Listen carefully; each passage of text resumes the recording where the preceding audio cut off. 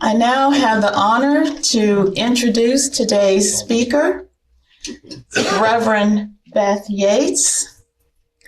And some of you know her, and I see we do have visitors here, so I will give you her bio. But she may be number 16 on your program, but she's number 1 in our hearts. That's from my favorite movie, The Replacements. Sorry about that. Okay. Reverend Beth Yates began her journey as a student and teacher of metaphysics in her early teens, and her journey continues to this day. She attended the chapel as a teenager and grew up in the Memorial Spiritualist Church in Norfolk. Her initial studies in spiritualism paved the way for a deeper exploration of metaphysics and the natural and universal laws. Beth is an ordained minister through the Church of Wisdom and a certified medium. She has served the Spiritualist Community as a speaker locally and nationally through the NSAC organization. Her ongoing studies at Delphi University have further enriched her understanding and expanded her repertoire of metaphysical methods. And I will like to add that she is a wonderful, wonderful, spirit-filled and gifted individual. So it is my pleasure to present to you and welcome to the podium, Reverend Beth Yates.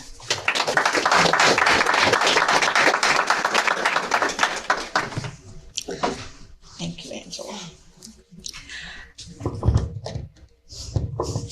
Good morning. Good morning. I saw this little sign outside of a bookshop local to my area. It's just a little corner shop.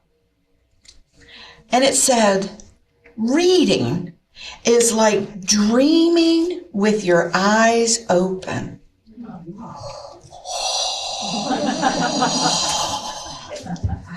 I grew up in a family of readers. The house that I grew up in primarily had this nice little reading nook. It's a window and bookshelves on either side and 2 comfy chairs. And that was often the place to go, pull a book off the shelf.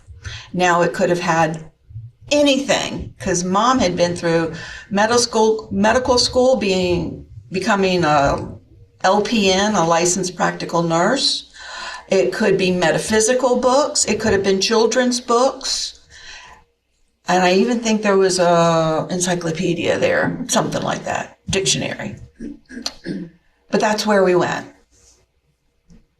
That's where we would gather to sit and read. But what I realized in my later years is that when I read and I see pictures in my head. So this little quote was just like, okay, now this makes sense. But I ask, how many people read and they just see the words go by like a ticker tape? And that's the way I can imagine it, because I imagine things. But just raise your hand. Do you read, and as you read the words, you just see the words go by, and you just kind of, that those are just words? Or do you read and you see pictures? Something that's relatable, something that is engaging or brings about like a metaphor or a feeling, even a feeling you can have a memory from. And so reading is such a powerful tool. I noticed that I had trouble reading technical stuff when I was, oh my goodness, this was a while ago. I was in a technology class. I was learning about computers. I was learning about database management. I was reading stuff Microsoft and boring. Boring stuff, but this stuff you have to know. But I couldn't relate anything in the book to stuff I already knew. Those books weren't on my library shelf when I was growing up. But what I realized is if I read the end of the chapter and found out what the summary was, what the outcomes would be, and then go back and read the whole text again, then I got something to engage my mind in. This relates to this. This is how we get to that point. Because sometimes when you're reading a really good book, you want to go to the end of it, find out what happens, what the heroine does, or the outcomes, and you say, okay, how are we going to get there? All right? And who did it? That's always the question. Who did it? But when we read differently. We read differently because we have critical issues. We might have technical things like my computer courses. We read for pleasure. We read for information, and we read for guidance.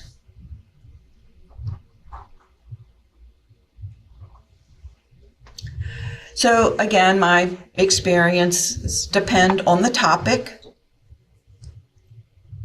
And right now, if you were to ask me, Beth, what is your favorite book? Just ask. What is your favorite book? Let me tell you my favorite book. It's Harold and the Purple Crayon by Crockett Johnson. It's simple, isn't it? You know what's amazing about that book? Harold, he has his purple crayon and he wanted to look at the moon, so he drew the moon so he could look at it. But he wanted to take a midnight walk with the moon. So he drew out his path. And I'm not going to, it's such a short book, but it's powerful. I'm not going to tell you the whole story. But in order to get to the end of it, to get, after his walk, back to his bedroom, he even drew the window around the moon so he could see it, because that's where he liked seeing the moon. And he drew his bed, and he drew his covers up over him, and he went to sleep. There is so much in that book because we create. He created some things that caused him challenges. And again, I encourage you to read the book. If I had it right here, I'd hand it out to you. I'm only going to tell you this. He got hungry, so he drew an apple tree. And he had his apple. So I encourage you to read Harold and the Purple Crayon. And he has more stories after that. But it's that creative aspect that's within all of us. And notice that the color is purple, and how sacred is the color purple.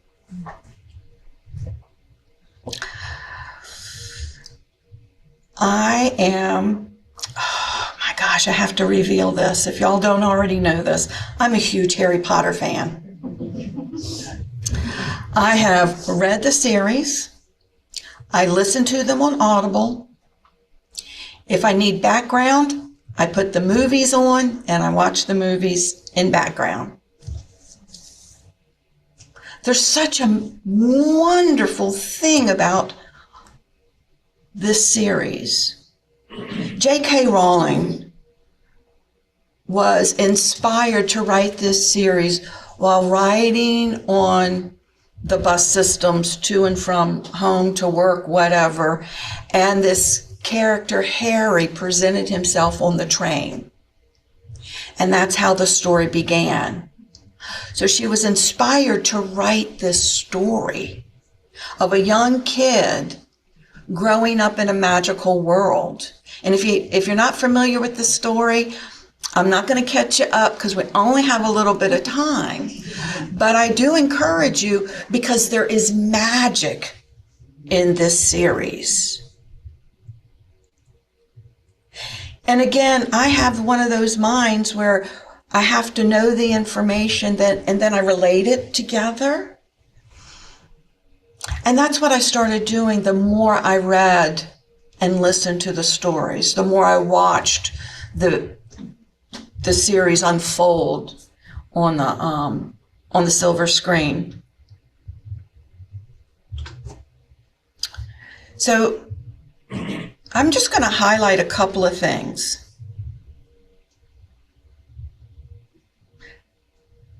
About Harry Potter. One of the first things that we learn in the magical world is that the wand chooses the wizard, right?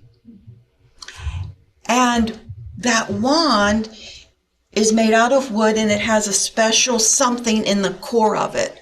It could be a unicorn hair. It could be a phoenix feather. It could be anything. A phoenix feather. It could be anything. But it's that which invokes the magic, right?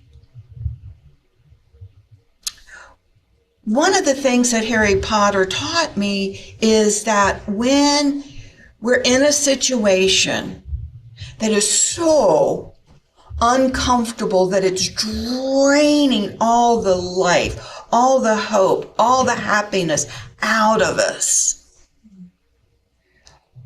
if we go to that wand and lift it up and focus on what makes us happy, we can repel it. Through the magical world, we create a Patronus because the Dementors are just sucking the life out of us. But the wand, when it's focused, and that Patronus emits, because that's focused energy going through the arm and out through the wand, out, it moves it back. It creates a protective space around you. How often do we do that? We get in a situation and it's like, oh my gosh, woe is me. This is a horrible situation. I can't believe this. I can't believe that. And then Spirit says, go within. Go within and find the truth, the light, the love, and move it out. Same principle, isn't it? It's magic.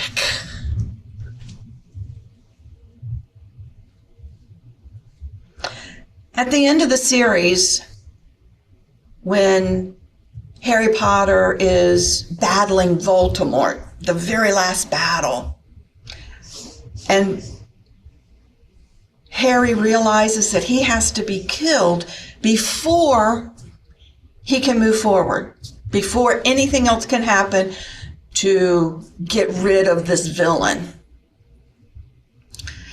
He says, okay, I'm ready to die. He just says, I just let it all go.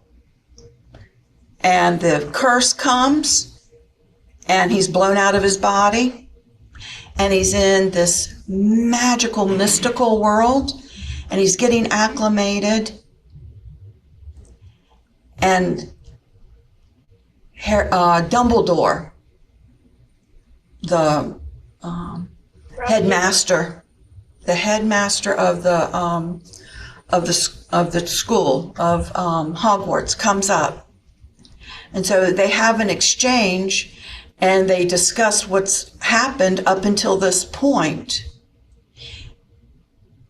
And Harry says, "Am I dead?" And he says, "Are you?" He says, "Do you want to be? Because you can go on. You can catch a train and go on, or it's up to you." And then Harry turns to him and says, "Is this real, or is this just in my head?" He says, "Of course, Harry. It's in your head. Of course it's in your head. Isn't that what's going on with us?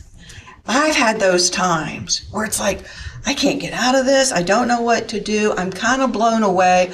I'm off balance. I go within, and then I realize that it doesn't have to be the truth. I can move forward. I can move back into my physical world and go with an idea or an aspect of none of it's real. None of it. None of this is real. It's all in our heads. We've created it from each and every perspective, where each and every set of eyes set today. It's your imagination. Yippee, you invited us. Thank you for being a part of that, for being a part of my imagination and my focus and my journey. And thank you for allowing me to be on yours.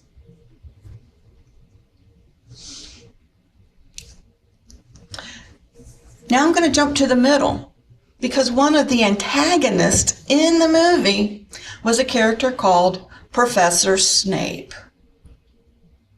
Professor Snape knew Harry's parents and despised them because they always got the good stuff and he always had the crappy stuff, right? But he held a special place in his heart for Harry's mom. And when she was killed in the story, sorry to tell you that, but she does get killed in the story. That's part of this. He always carried her love in his heart. And he said always, that he would always love her. Didn't mean that he had to love Harry. Didn't mean that he had to do anything else. But for all that he did while Harry was in the school, he was in the background. He was in the shadows. All right? He was causing more chaos in Harry's life than he could manage, or he thought he could manage. But there were always these things that he had to work through.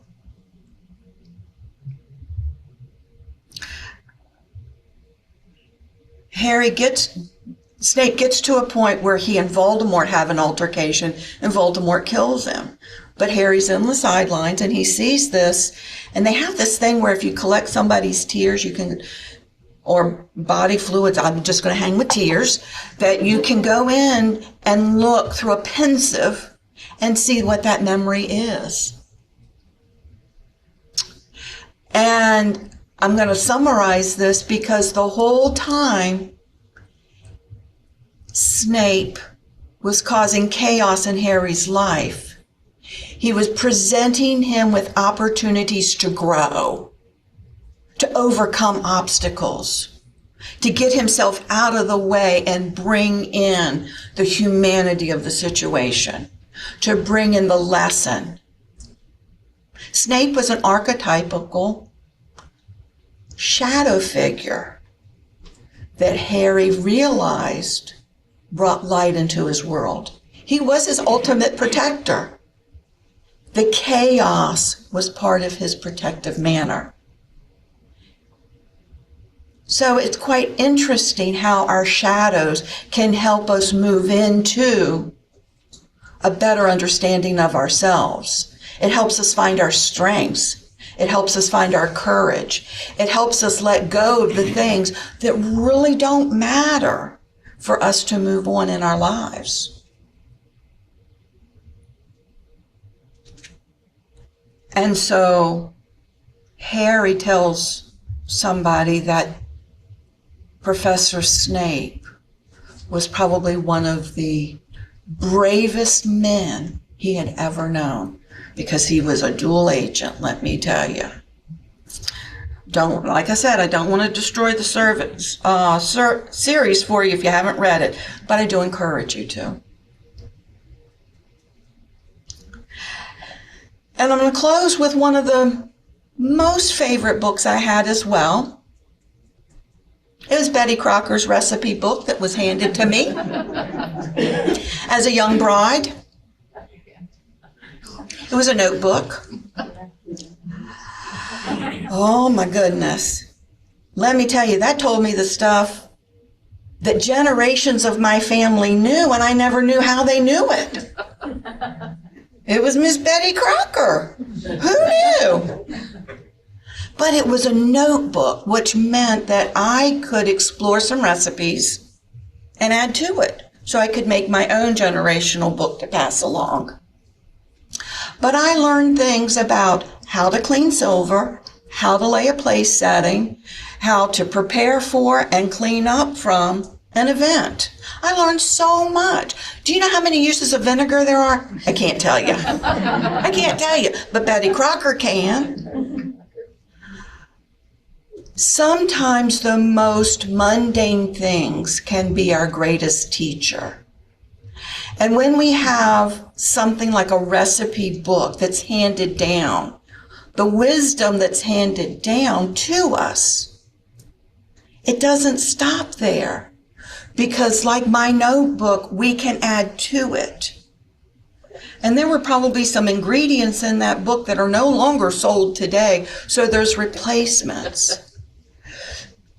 We can replace all of the generational stuff with our new understanding, because now we are further along in our understanding of how to move through our lives, our recipes, our family gatherings.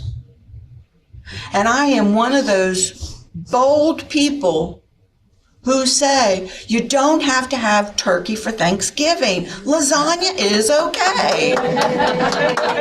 It's okay. Because it's about the being together. It's not about doing everything exactly the same as everybody else has done it.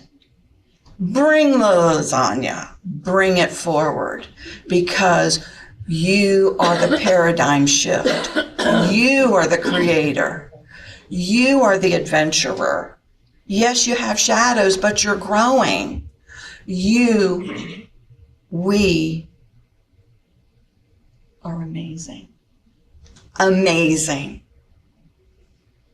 Thank you for being on my journey. Thank you for being a part of my book.